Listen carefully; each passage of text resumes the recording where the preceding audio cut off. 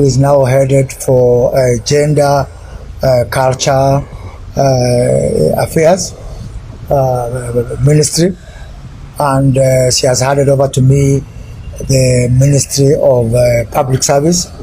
With me here is Principal Secretary Amos Gadesha for the State Department for Public Service. My also new State Department for Performance and Delivery Management, Madam Veronica Duva, as per the assignment of portfolios that was carried out that was announced by His Excellency the President some 10 days or so. I'm delighted to take over this ministry and to drive forward the transformation of our public service, and most importantly to ensure that we have got a fit for purpose public service, and a public service that adds value to the people of this country.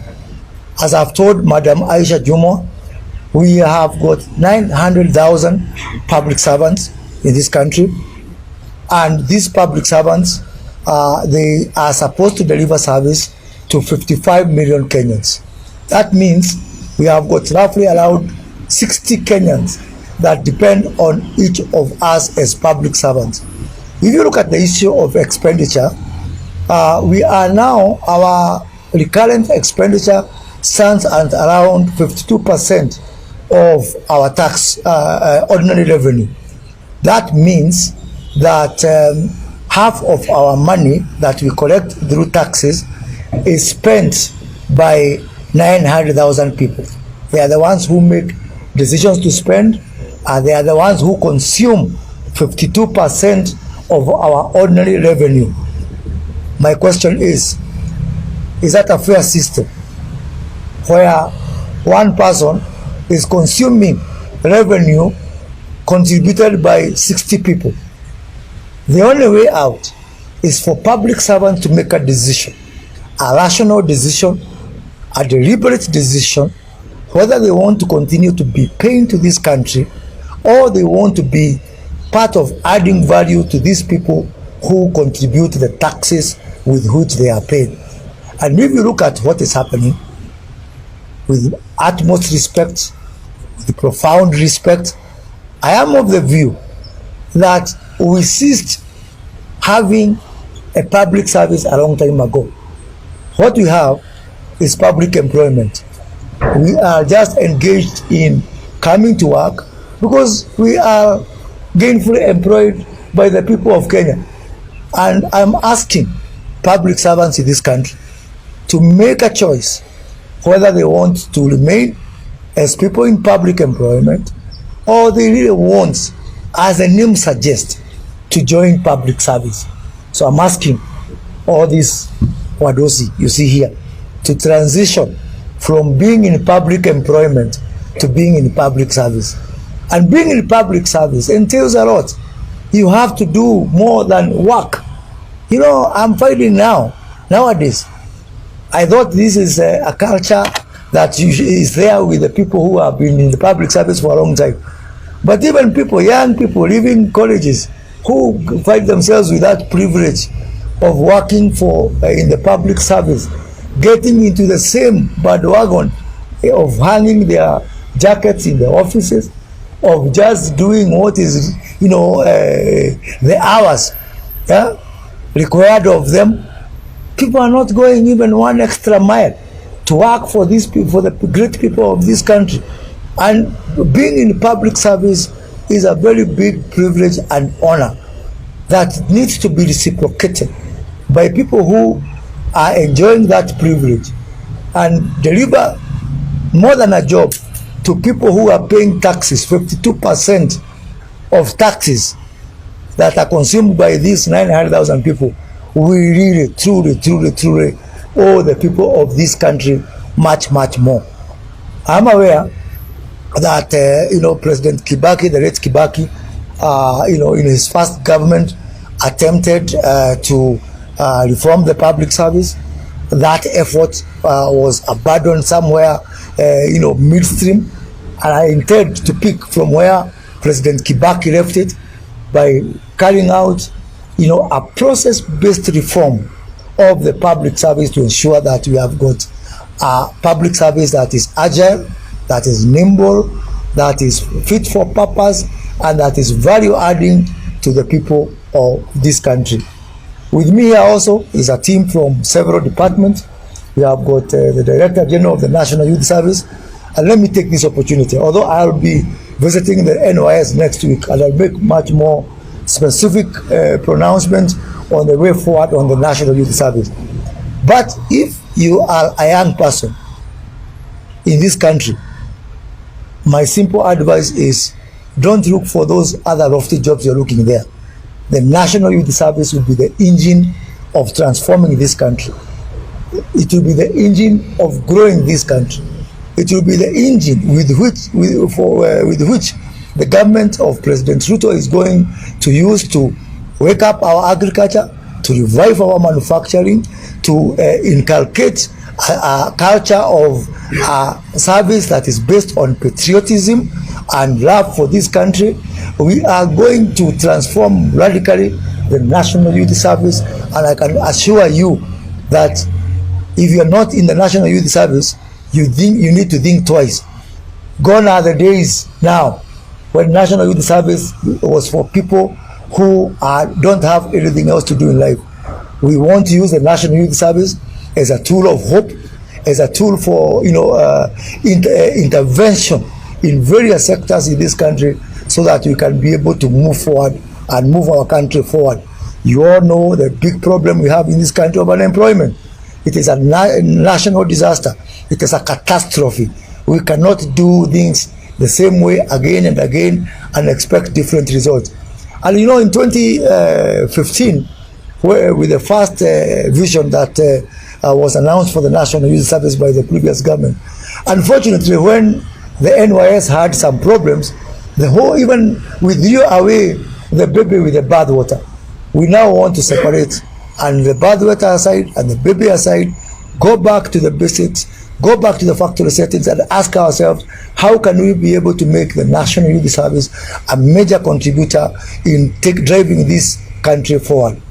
In the same manner that we are going to address our Kenya School of Government, you can also expect some major transformation in the Kenya School of Government to assist the country in areas which we don't understand, which are not historically part of our forte, areas like climate change, areas like green finance.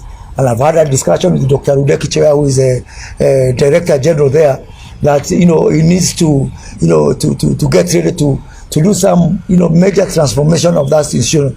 And actually, it is my view and my hope and my determination that the Kenya School of Government will also be our tool for widening our influence, especially around Africa, by not just being the Kenya School of Government, but also by being the Africa School of Government, so that you can be able to train people from Egypt, from Morocco, from Nigeria, from South Africa, and showcase that the best place you can be able to learn about government is actually in the Kenya School of Government, which I hope some years down the line will truly be transformed into an Africa School of Government. Huduma centers is another area that I want to keep a very close eye on. As you know, Huduma is a very popular facility for most Kenyans. I don't know, you're doing how many transactions? 50,000 every day. Per day. 60,000 transactions every day. And we're only talking about 58 transactions. So what we want to do, 52 centers. What we want to do, I want to have a discussion with the Postal Corporation of Kenya, and we have got around 893 post offices. What we are going to do is ensure that everywhere there's a post office, it's also a Huduma center, because clearly Kenyans have shown that they have got faith and confidence in Huduma centers. But not just that, two things. One, we are also going to use our Huduma centers and interest the private sector to trust us in service delivery, even in services which have got nothing to do with the government, because clearly if this is one area where the public sector is doing much better than even the private sector. And so why not offer our services even for the private sector? His Excellency the President has challenged us on the issue of sustainability, on the issue of not just depending on exchequer. And my first area of that endeavor is to ensure that Huduma centers do not depend on money from the exchequer. We generate our own revenue, and I'm going to also to have a discussion with the consumer department within government. You know, people like immigration, driving license and all this. For so long, you've been enjoying this service without paying. Now there's no more free lunch. Yeah, you have to pay for it. We are going to introduce a fee for service, even for government services, for private sector services, to support our national e-commerce, because Huduma Center can really be the backbone of our national e-commerce initiatives. Let me turn also to my new state department, the State Department for Public Service and Delivery Management. And you know, let me say this. Some times back, and I was part of the political system, when there was an outcry about the way government is delivering a lot of what I call boyfriend, girlfriend, letter writing to each other within government. People writing from this desk to that desk as if desks are human. And because of that, the previous government had a lot of trouble because of all these, so many handoffs, so many Chinese walls, people not working together, and ultimately service delivery gets affected, performance gets affected.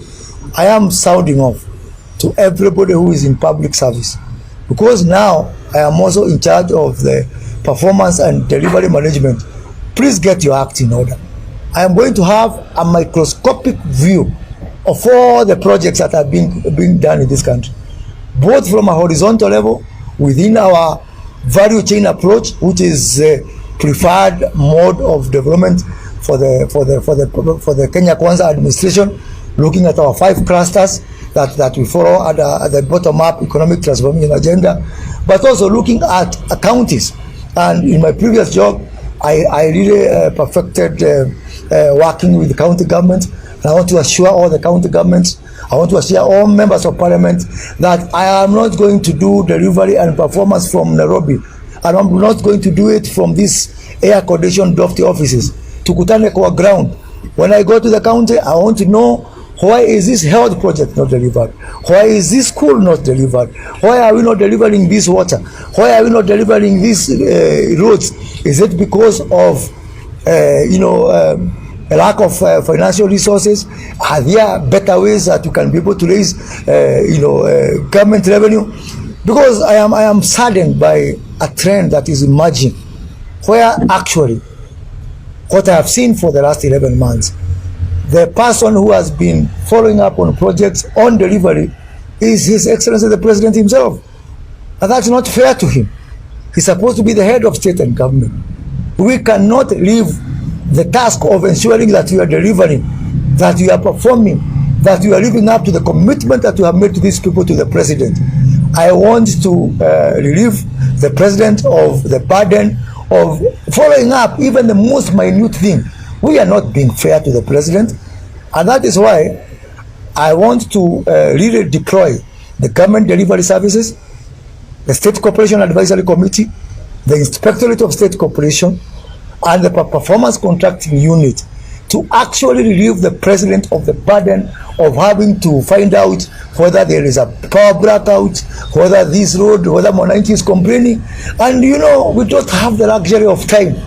In another 45 months, we take back our contract to the people. There is hardly any time for bickering.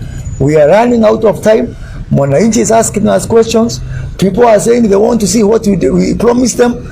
Really, it is a very, very critical and severe situation, and really, laziness is not an option. If your vehicle is not moving, get out of the way, or do a jam kwa barabara, so that those people who want to deliver can be able to deliver. So I don't have those officers.